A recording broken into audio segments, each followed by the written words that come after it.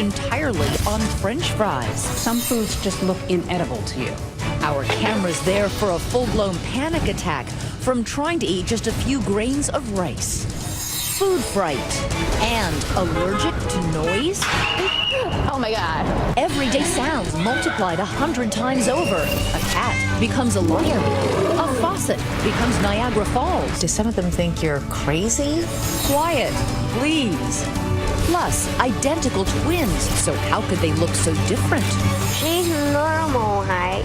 I'm non-normal height. The only ones like them in the world. She'll walk in the house. What's in the house? Growing pains. And what would cause these healthy young men to suddenly go blind? It's hard to take in at 19. How doctors and parents finally figured out my strange affliction. That was the eureka moment. It was like, aha. Here now, Elizabeth Vargas and David Muir. Good evening. Tonight, bizarre medical mysteries that stumped even the experts at first, that made people with these strange afflictions wonder if they were going crazy. That is, until the doctors said they weren't. And we start here tonight, Elizabeth, with one of the strangest afflictions, a newly diagnosed condition that gives a whole new meaning to the term picky eater. Deborah Roberts is there with our cameras as you watch a near breakdown take place over the tiniest bite of food. I'm trying to get it to calm down. You're witnessing a grown woman in the midst of a panic attack over rice. I don't know. Take your time.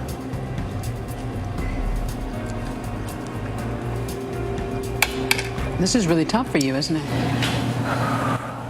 Take your time. Okay, deep breath. You look tormented. Believe it or not, she's never, ever eaten rice. Large order fries? That's because for most of her life, Amber Scott has existed mainly on one food. Thank you. French fries. Greasy, salty, one of her most guilty culinary pleasures. Though she'll try pizza and bland pasta from time to time, the French fry is about the only thing Amber can tolerate. I consider myself a French fry connoisseur. This is how I like them to look. If it sounds outrageous to you, Amber isn't at all shocked. She knows her eating habits are bizarre, but can't seem to change them. So how does a divorced mom of an 11-year-old get to this point? Her daughter has a fairly normal diet. Amber traces it all back to her childhood, sitting at the dinner table, facing a plate of peas. And I remember thinking, I can't do this. I can't do this. Not that you won't. Not that I won't. It was almost like a moment of paralysis, like it suddenly was not something that was edible to me. She might have gone to bed hungry had her mom not caved and let her eat the only thing she could stomach. You guessed it, French fries. I just had to make French fries 3 times a day. She had to eat. If she didn't eat the French fries, she wouldn't eat. Today, dinner time hasn't changed much for Amber.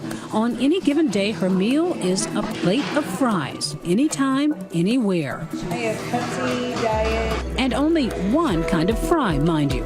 Can you make the fries without the peel on them? They have to be skinless, hand-cut, fried in canola oil, The green on that one as well. and with nothing more than a hint of salt.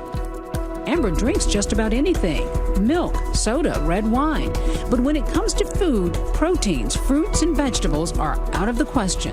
Fish, chicken, No, none of those, ever in my whole life. vegetables? Never had a vegetable. Yeah, I need an order of fries, please. It may sound like Amber's living a junk food addict's dream, but in reality, she says it's a living nightmare. Did people think you were strange? Not being able to eat the normal things that people eat? You can't put this in your mouth and chew it? No. Well, why not? I don't know why. There's no answers right now. None.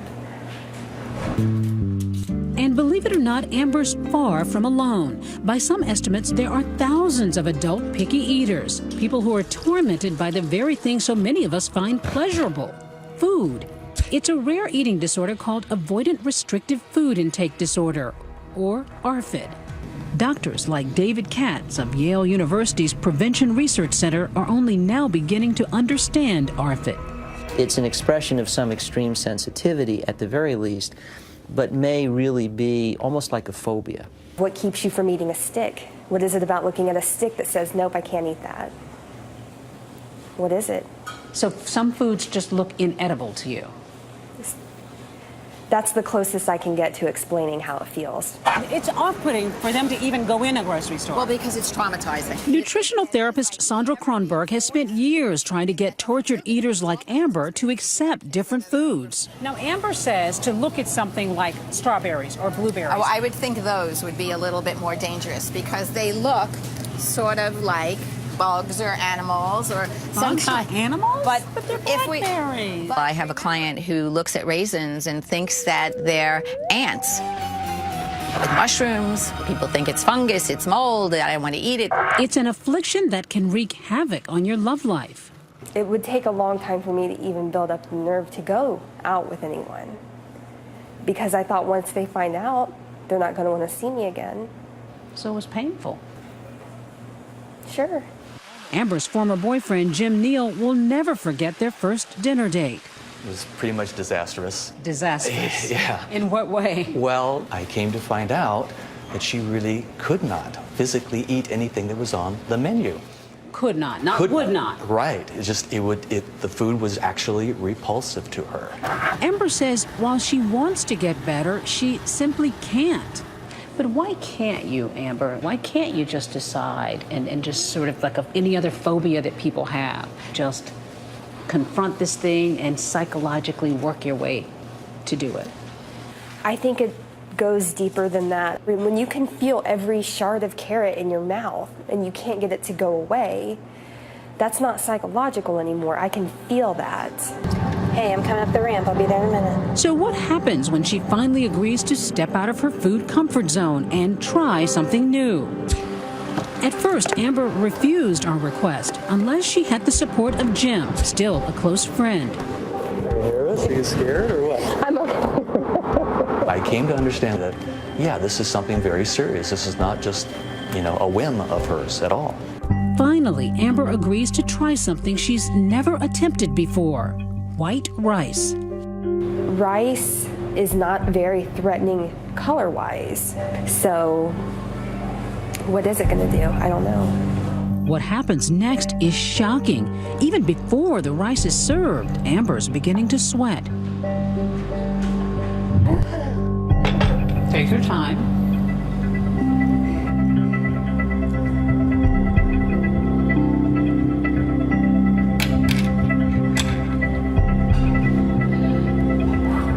When she dissolves into tears, we tell her she can stop. Let's give it a shot.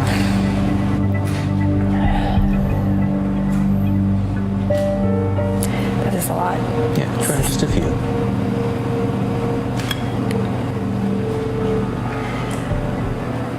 I don't want to get sick. 7 agonizing minutes later, Amber works up the nerve to consider a few grains of rice. Okay, deep breath. Deep breath. Be brave. I just don't want to get sick on you guys. Her panic barely contained.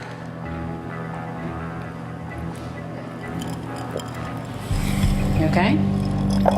Amber struggles to hold back her gag reflex. You did it. You okay? You're not going to get sick, are you? It won't go down. Okay. Okay. It won't go down? Relax with it. Good for you. There you go. You tried it. After enduring our experiment, Amber declares she won't be trying a new food anytime soon. How is it you can go through life only eating carbs and no vegetable and no protein? Are you healthy? I'm very healthy. I've had test after test done, and I'm very healthy. There's nothing wrong with me. Amber gave us permission to check with her doctor, who told us the results of her last physical were normal. But Amber's eating habits have prompted scorn and anger from others who see her simply as stubborn. I've heard it all. I mean, I've heard I'm going to have a heart attack any day now. I've heard I wouldn't make it to age 40. And I started to accept that. Like, I'm probably not going to, live to be an older age like most people get to. Hey, Heather. A few years ago, Amber stumbled upon a website for adult picky eaters. Yeah, can I get a cheddar bagel? There's Bob Stredney, whose diet also consists mostly of white, bland carbs. His only protein? Bacon, if it's crispy.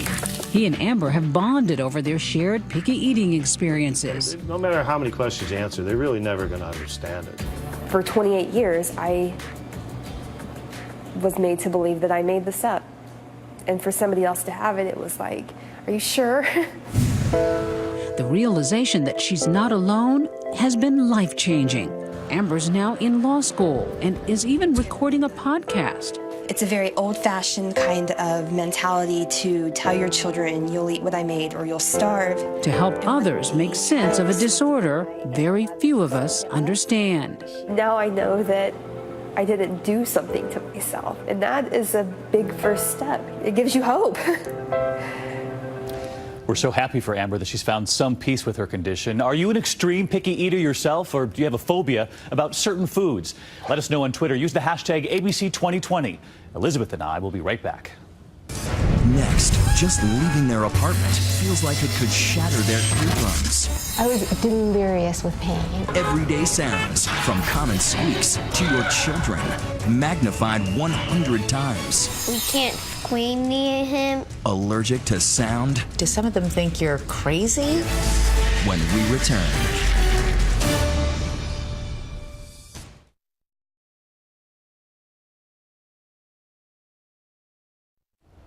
During my years at 2020, I have never had to conduct an interview like this. First, taking off my shoes, then all my jewelry, and then going into a room that was completely padded.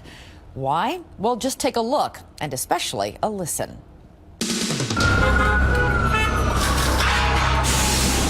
For Joyce Cohen, a leisurely stroll down a New York City street is a landmine-filled, anxiety-ridden trek.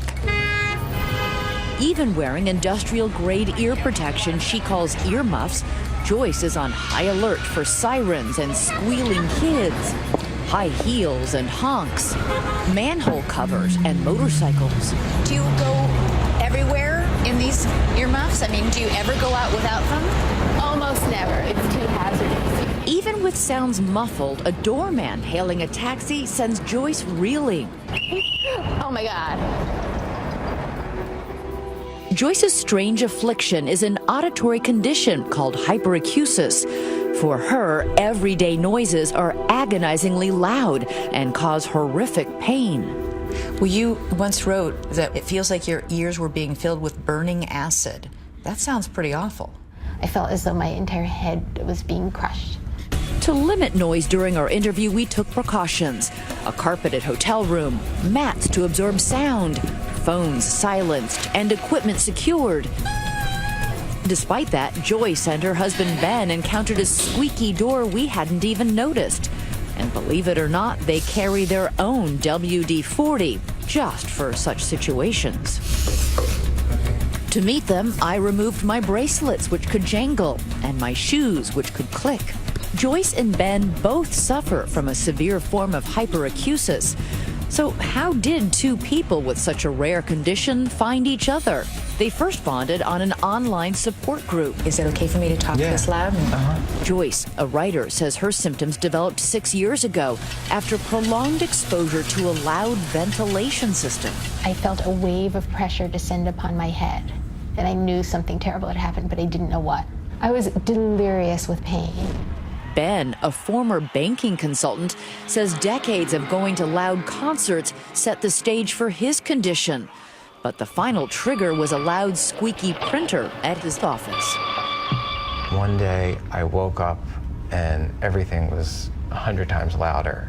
Can you describe what the pain feels like? Like somebody lit a match and threw it into my ear. Their threshold for sound is now incredibly low. Imagine the sound of a cat's meow, like a lion's roar.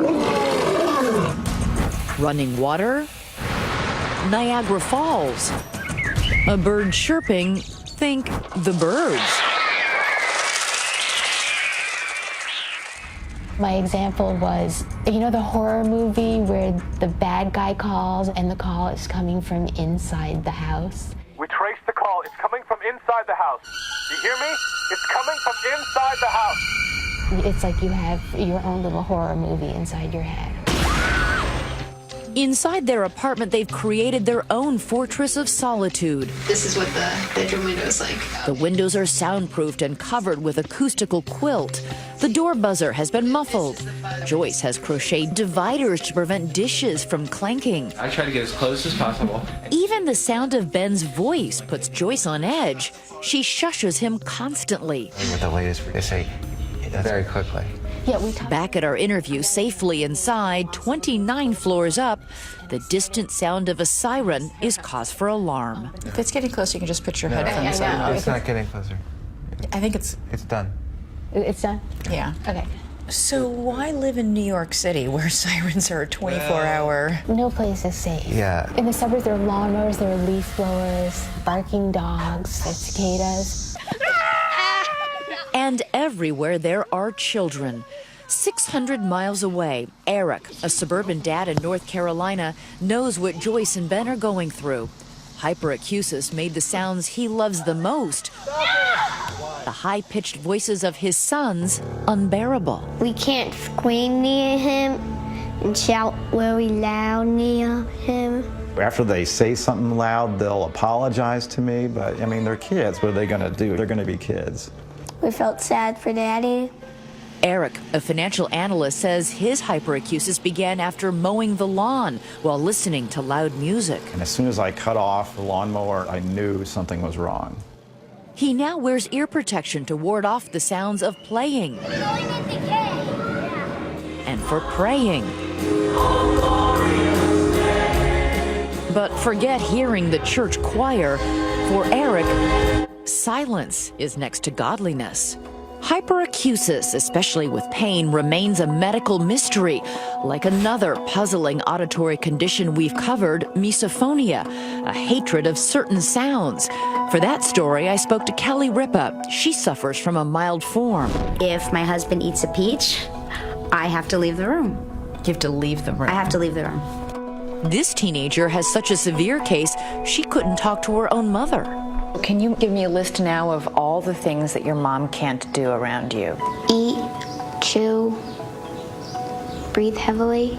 It was amazing how many people in her life thought she was just kooky, you know, that this was a psychological disorder. A lot of people think that about this condition too, and that you have noise phobia. That you're a hypochondriac or hypersensitive. Yes, it's an emotional problem. It's not an emotional problem. What do your friends and family think of this? Do some of them think you're crazy? Yes. Nobody understands. Not even some doctors. One of the pieces of advice was to go for psychological counseling, and stress reduction techniques were suggested, which is, of course, absurd. Well, they clearly think it's all in your head. Yes. Yeah, they do. So in terms of a city street, this is pretty quiet, right? Yeah. Harvard professor Charles Liberman is a leading expert in auditory neuroscience at Massachusetts Eye and Ear Infirmary. He says hyperacusis with pain is real. There are clearly many, many people who suffer from this, and their descriptions are all remarkably similar. He says hyperacusis is still a mystery, but might stem from a malfunction of pain fibers in the ear.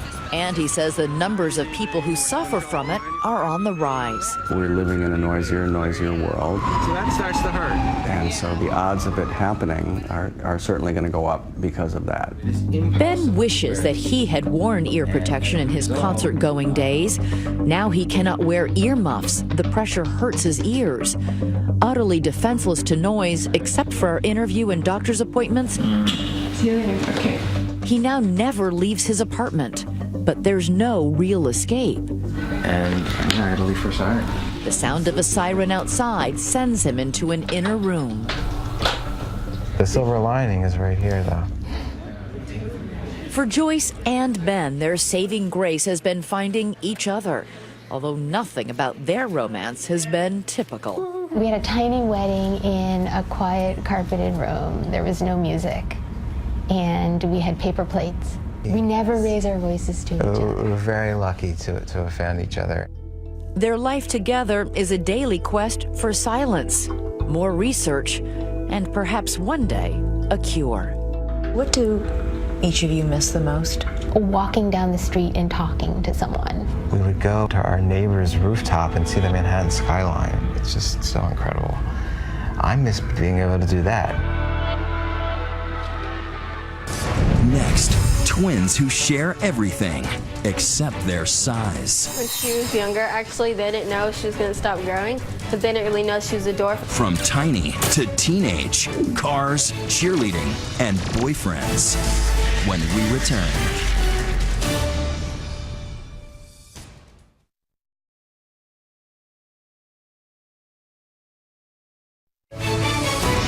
'20 continues. Here now, Jay Shadler.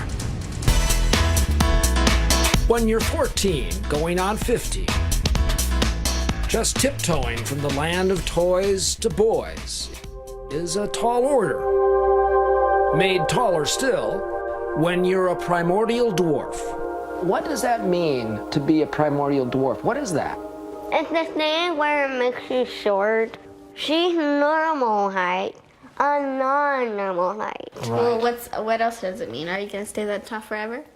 Yes. So this right here will be your height. About. Interesting. Very much.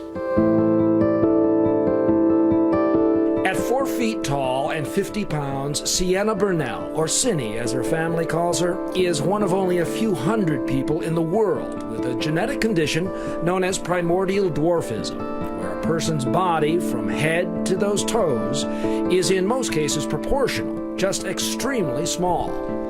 The only thing smaller are the odds she would be born with a twin sister, Sierra. How many little people are there who one of the twins is normal and one is a primordial dwarf? There's none in the world that are You're twins. the only ones? At birth, Cinny weighed just over a pound and was nearly 6 weeks behind her sister Sierra in development. Her lungs were not fully developed and she couldn't eat food yet because everything wasn't developed. And her skin was also really, really thin, so we couldn't touch her. The twins' mom, Chrissy. In the early going, what did they say about her chances? Well, you know, the doctor said 10% chance of living, and if she did live, they thought she'd be a vegetable. This is Elvis. Say hi, Elvis. Hi. I like to sing. Well, let's just say the good doctors underestimated Cinny's spirit. And I like to dance. Da, da, da. Not that she doesn't have health problems. The bones in her ears, for instance, are so small she needs hearing aids. But from the very beginning... You were a fighter even when you were a tiny, tiny baby. Yeah, we were born 6 weeks early. 6 weeks early. No wonder I'm so short. Through the years, the twins were growing up, but Cinny just wasn't growing. And Sierra was literally becoming the big sister, a role she clearly still loves. Okay. Slow your roll, man. When we first met the twins, they were 11. 3 years later, Sierra is now nearly double her identical twin size. When she was younger, actually, they didn't know she was going to stop growing because they didn't really know she was a dwarf until she was older. Remarkably, the true cause of Cinny's size remained undiagnosed for years. Chrissy and the twins' adoptive father, Joey, say doctors didn't even suggest primordial dwarfism until Cinny was 6. Proportionally, she was growing. She was growing appropriately, legs, just, you know, Honey, I Shrunk the Kids. You guys have an amazingly honest sort of approach to everything. Well, I mean, life is the way it is. You either choose to deal with it in a good way or... Well, apparently both Cinny and Sierra have picked up on that. You could fit in my locker, couldn't you? Yeah, I could. Because they speak very candidly about everything. Oh, she'll walk in the house, dwarf in the house. Yeah. He said his aunt has a cat that weighs as much as you do. There's no other way to treat it. I mean, if this is the roughest that it can be is here at home, then she'll be able to handle the world. And handle it she has. Who's the one who's pre-yucky? Me. Me. The last time we saw them... I'm going to throw out a word now, and I'd just like to have you react to it. Boys? Cinny seemed to be holding her own. That is a you. Once you had 4 crushes at a time, and I didn't even have one. Well, we found things haven't really changed, at least in the boyfriend department. She's had one before I do. I don't care, though. I had 3. But Cinny is the first to tell you the transition from dwarf tween to dwarf teen has not been without growing pains. Like, man, it sucks. Like, the world's not built for me. Cinny has had to watch her sisters start driving lessons from the back seat, still buckled into a booster chair. And though they once shared the dream of a singing career, it is Sierra who is now on stage, writing and performing her own music. Sienna started just acting out really bad. And I'm like, why are you so angry all the time? And she said, because Sierra's living my dream. What we did after that particular day was really try and figure out things that she could do. Like joining a special needs cheering squad. Down and jump, down and jump. Woo! And finding new hobbies like cooking. Still, Cindy's hearing and vision have worsened since our first interview, and she's developed scoliosis and battles some learning disabilities. Well, I'm in a lot of pain, but I'm worth it. Justin Bieber CD. Justin Bieber CD. And though she's defied everybody's expectations, I know my kids might like them, you know. Cindy's long-term health is an unknown. How do you prepare your heart for something like that? I mean, how do you do that? Just try not to focus on that and move forward. A lot of people are going to watch this on television. What would you want them to know about you guys? That when you see them a little, you should just probably help them if they need help. You know, make them feel comfortable about themselves. Make them feel happy.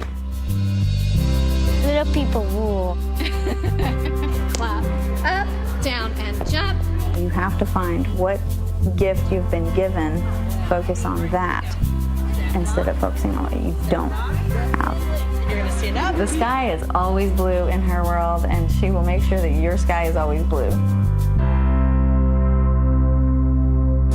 Next, he went to school with this dancer, but then she got blurry. What makes a healthy young man suddenly go blind? The medical mystery solved. When we return.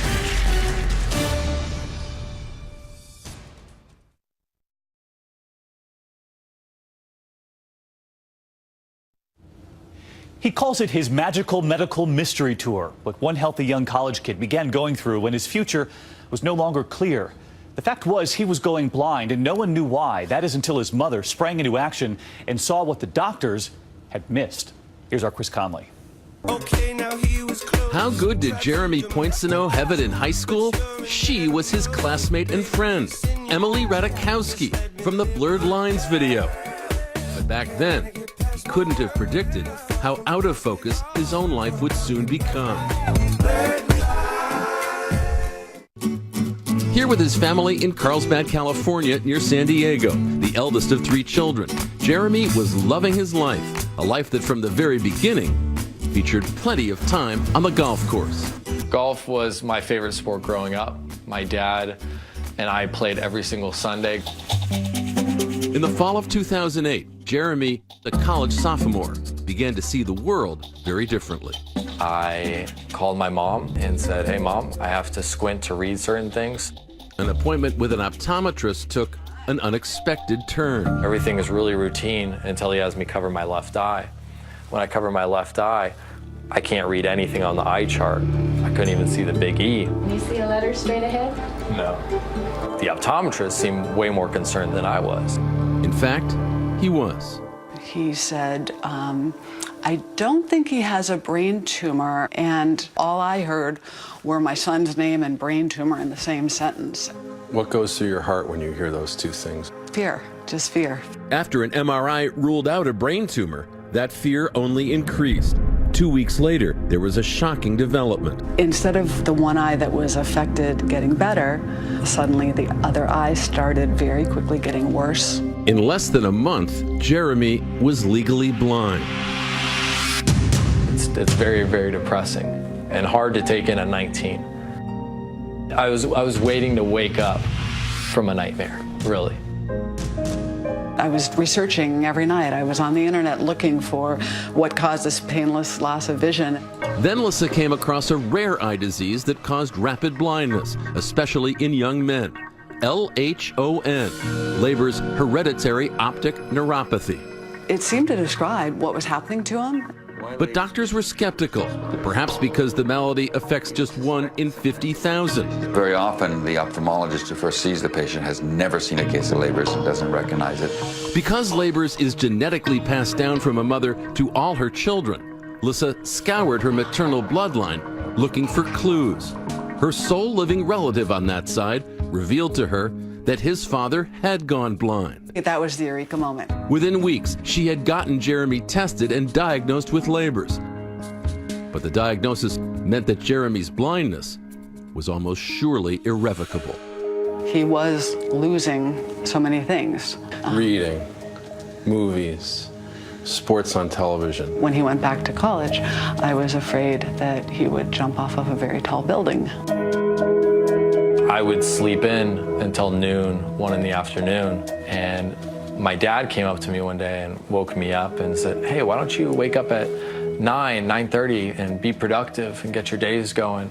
Maybe that'll help you be happier. And my response to my dad was, Dad, when I'm sleeping, in my dreams, I can see. How would you describe what your vision is today? If you were to put your hands directly in front of your face like this, that's what my vision's like. I've got nothing in the center, but I have complete peripheral vision. You know, to see things, I can look above, below. That gets weird with girls. Don't look at them like this. You can't do that. So what can those with Leber's do?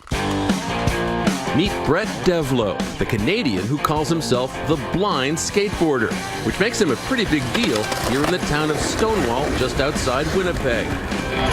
Brett went blind at 16, baffling his doctors. I saw like 5 specialists in 7 days. They all did these eye tests, like, oh, your eyes are working fine, they're fine, they're fine, I don't know what's wrong. He waited 6 months for a diagnosis. I got the test back and parents both came in my room at the same time, and I'm like, nope, this isn't good. He has refused to let Leber's knock him off his board. There's nothing I can do about it, right? I gotta keep going and keep my head up. Still, a blind skateboarder? Believe it, says Brett. It's like second nature to me, yeah, it's just like breathing, you know? The way I've always skated is if I fall, I'm gonna get up and do it until I make it. With some help from Siri, he's a social media mainstay, all on his own. But not always on his own. Chicks dig the blind kid stick. It's not too difficult to meet girls. Bump into them with the stick, that, oh my God, I'm so sorry. I didn't know you were there. What's your name? And then I'll go from there. But how would Jeremy rediscover the joy in his life after going blind? Lissa was determined to help that happen. For Jeremy, normal equals sports. So I started looking up blind golf, U.S. Blind Golf Association, realized there were tournaments, and in my mind, I'm suddenly thinking, oh my gosh, you know, here's the solution. I kind of laughed at her and thought she was joking and said, Mom, when do blind people play golf? At midnight? But with his father as his guide, his game steadily improved.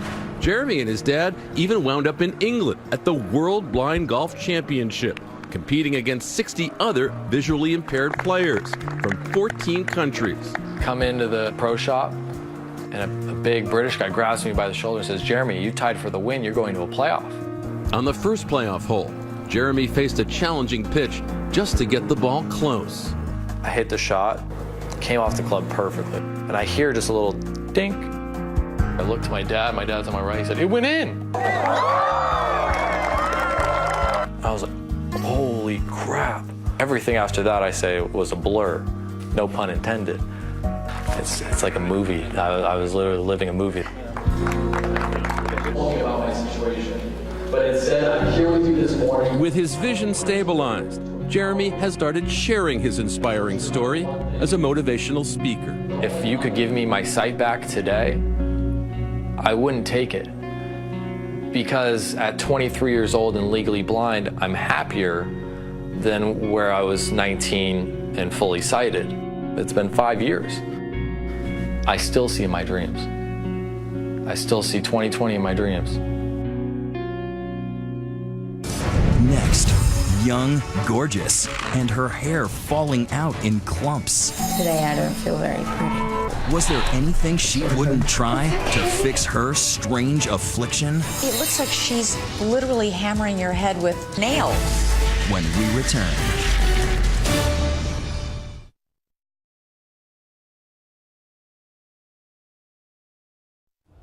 She's got beauty, she's got brains, and she's got a mysterious disease that robbed her of the very way she'd always dreamed of making it big. Here's my visit with the hair model who may have lost her livelihood but found something even greater.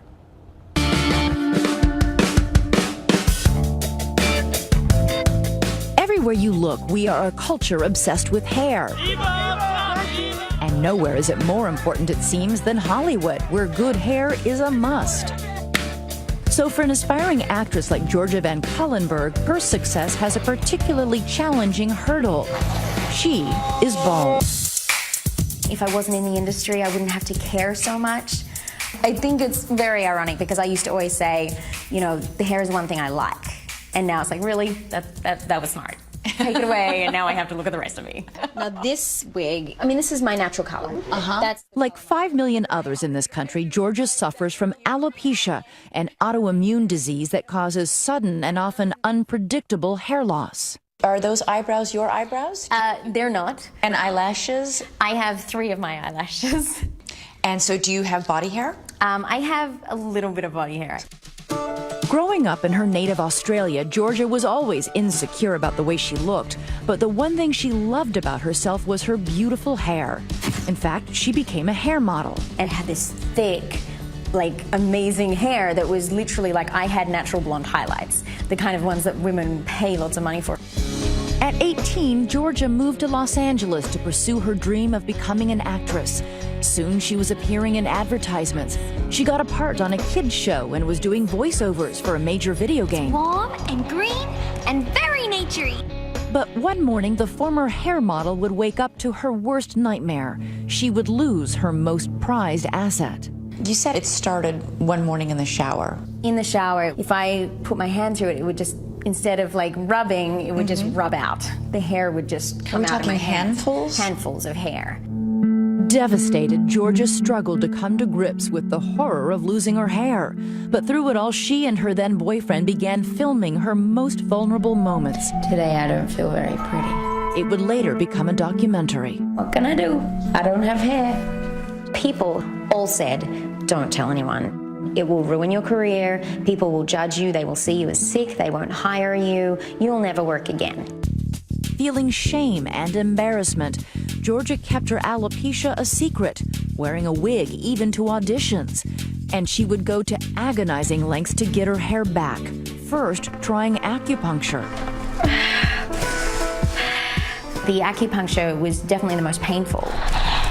Sorry, honey. It's okay. It's unbelievable what you endured. It looks like she's literally hammering your head with nails. It's a hammer with 7 needles on it, and they just bang it across the scalp. It was just this thing of like, this is so much pain. Is it worth it? Georgia would choose to endure another excruciating treatment, smearing an ointment on her head every night that burned her scalp in hopes of creating new hair growth. I didn't sleep so well last night. My head was burning so much on my back. So sore. At one point, you show the back of your head, and it's raw. Yeah. I mean, it looks like it's been boiled. It's difficult to watch. It was never, look how brave I am. It was more about, I want people to get how much we